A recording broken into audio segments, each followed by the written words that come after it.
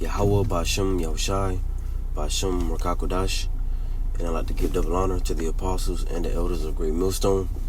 And I also want to say peace and blessings to the hopeful elect, hearing this word in truth and in sincerity. Alright, so I'm the brother Iwalum from the GMS West Palm Beach Camp, back with another lesson. This one being, when will it end?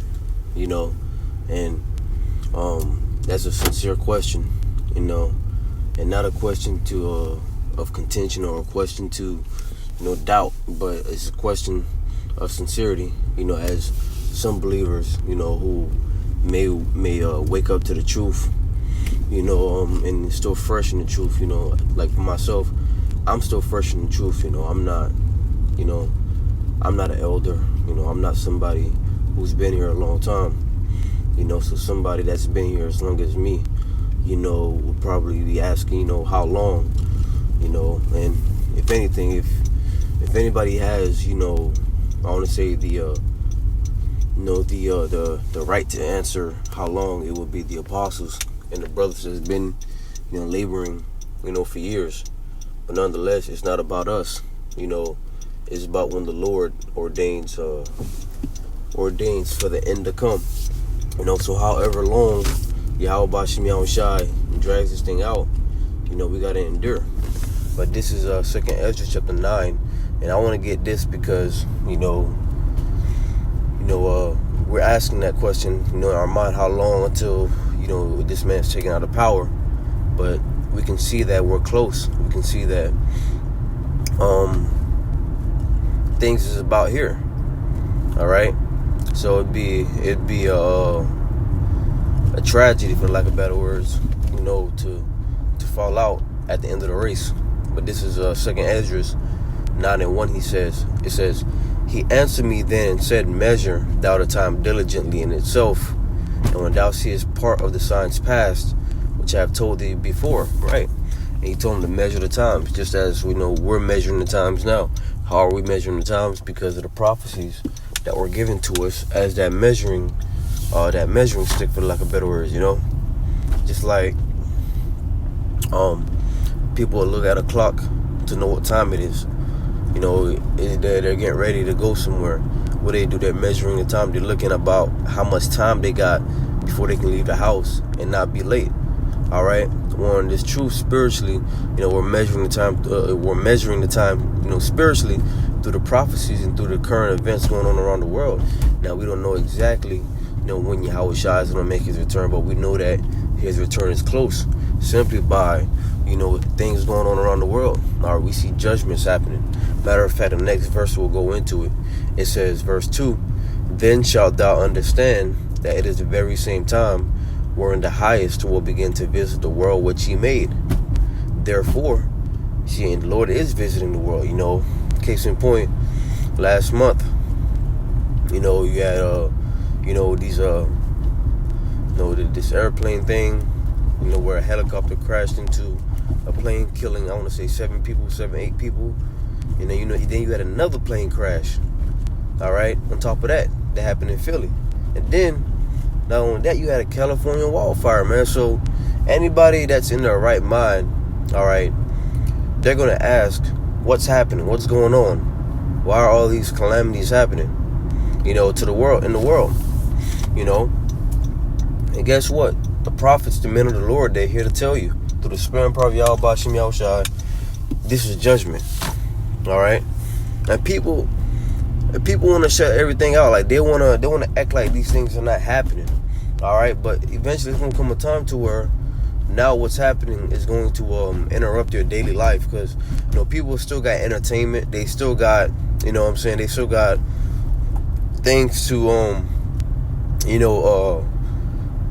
keep their focus off of reality. But when everything is really taken away from you, then they're gonna see that this world is serious, because Babylonians are living in a bubble. But it says, "Therefore, when there shall be seen earthquakes and uproars of the people in the world," which is going on right now, man. This whole thing with them Amalekites, Palestinians, riots, You got protests going on. It's just chaos around the world, man. And eventually, this is all going to turn into, out of hand. It's gonna get out of hand, man. All right. But one thing for sure is that people cannot say that they did not hear, all right, the Israelites saying these things. Okay. It says, "Then shalt thou well understand that the Most High spake of those things from the days that were before thee, even from the beginning." Okay? Being what Yahweh Bashim Yahushai spoke about these things. All right? He let us know that, of course, through prophecy, that these things are getting ready to happen. Hey, the scripture says, declaring the end from the beginning, man. All right?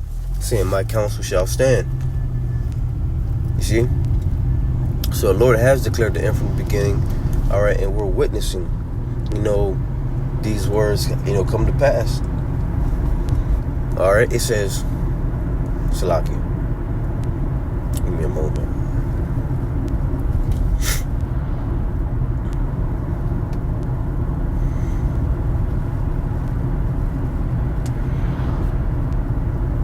It says, for like as all that is made in the world hath a beginning and an end, and the end is manifest. All right? The end is manifest, meaning that it's known, it's seen.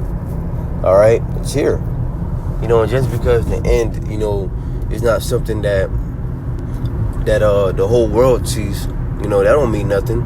We see it, because we can see that the collapse of this system is, pretty much right here. The MOTB is here.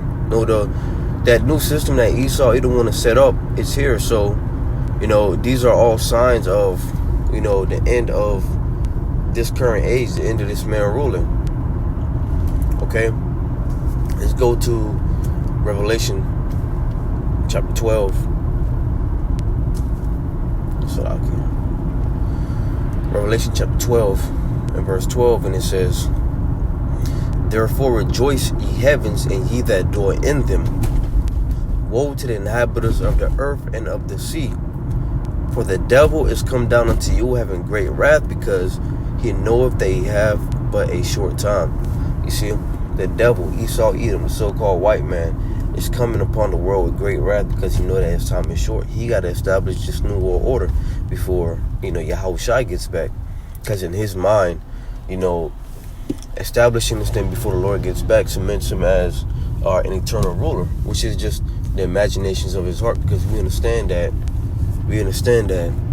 this man was not appointed to rule forever. He was appointed to rule for a certain period of time, and that period of time is about up. The ones appointed to rule forever are the Israelites. All right? So Yahweh Bashim Yahushai set this man up, to rule, or do his wickedness. You see? And now this man think that he can extend more than what the Lord gave him. And really, what the scripture saying? The scripture says, thou hast appointed a bound that he cannot pass. In order to paraphrase it. All right, Esau Edom, cannot pass what the Lord gave him. And that's why, a lot of Jake, they tend to get weak, because, they see Esau as a god, man. All right. They really see Esau as unstoppable. The proud shit he's talking, the words he's saying, like, they see this man as, he can't go down. Even Jake that know that they're in the truth, that know that they're Israelites. Esau is, is their god, because they see this man as unstoppable. We don't see Esau as unstoppable, man. All right? We see him as the low-life scum that he is, and he's getting ready to be put out. All right, when you read the scriptures dealing with when Yahushua get back, how they gonna fear, how they gonna run into them bunkers, man. Hey, that should put an excitement in you, man. Right? That should make you excited to be like, yes, Isaiah 63. Who is this that coming from Edom with dyed garments from Basra? See that, and that's one scripture right there. All right, that always excite me. The scripture's talking about Yahushua's return, and when it talks about Yahushua's return, it doesn't always say something alluding to peace. All right, the scriptures, Yahushua said, he came to bring a sword. He came to bring division. You see? So things like that should excite you, man. Hey, the man ruling is a violent man, or the so-called white man is a violent man, a wicked man. All right, all he do is, think of mischief. You see?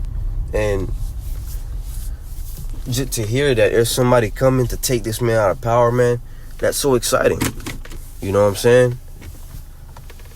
So that's something that I like to meditate upon, is always Yahushua's return and what he's getting ready to do. And of course, it's going to be, a fearful but exciting time.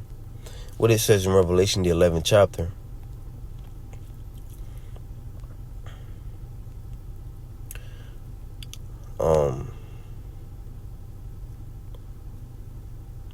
The remnant were Friday yet gave glory.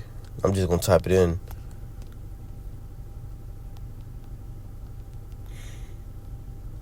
Remnant were, was it frighted or freighted? Slakia.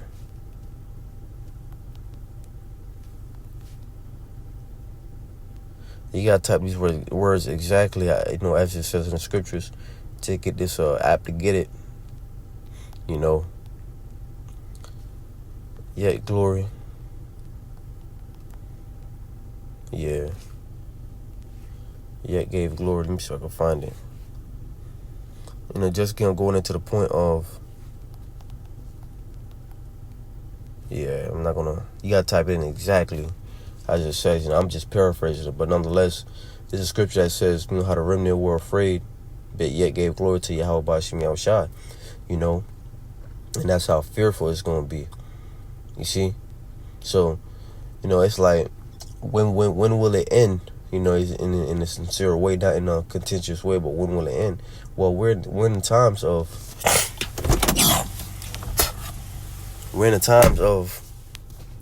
seeing signs of the end. Matter of fact, let's go to what Yahushua gave us to look for. Matthew 24 and verse 3, and it says, "And as he sat upon the Mount of Olives, the disciples came unto him privately, saying, Tell us, when shall these things be?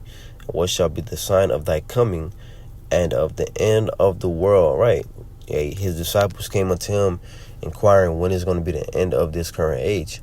Because the word world doesn't always mean, or doesn't always refer to the whole planet Earth, as in the earth itself. There are different words, that goes back to the Greek for world. Oikomene, eon, you have you have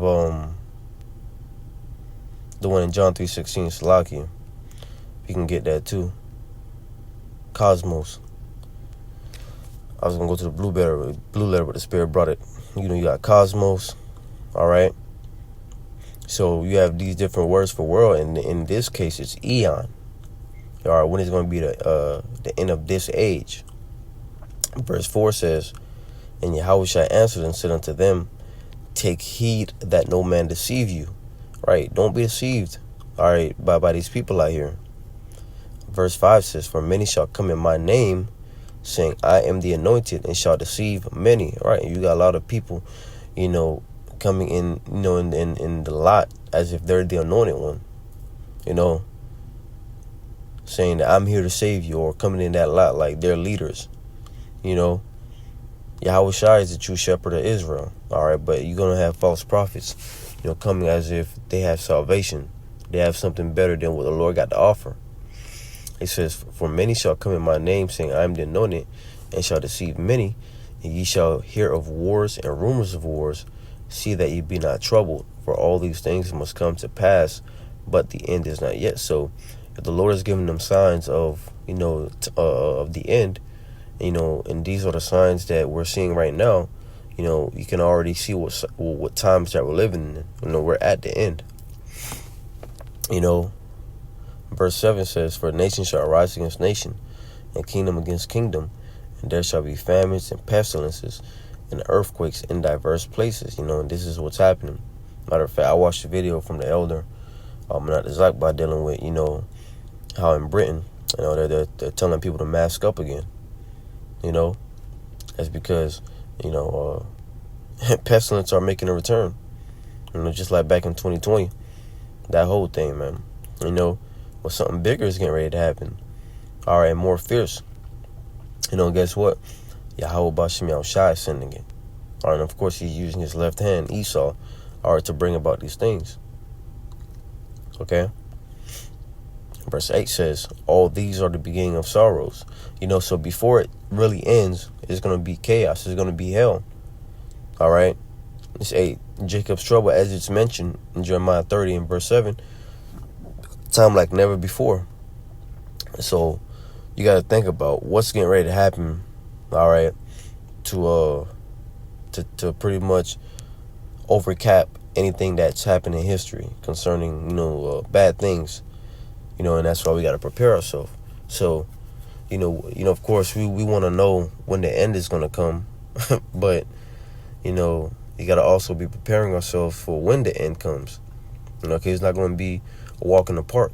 It's going to be a bumpy ride, man, before, the Israelites, gets delivered from America, man. All right. So, Lord willing, this lesson is edifying. I want to end it off by giving all praises, honor, and glory to Yahweh, Ba'ashem, Yahushai, Ba'ashem, Rakakodash. And I want to give double honors to the apostles and the elders of Great Millstone, and peace and blessings to those for elect, hearing this word in truth and in sincerity. Until next time, I'll say shalom.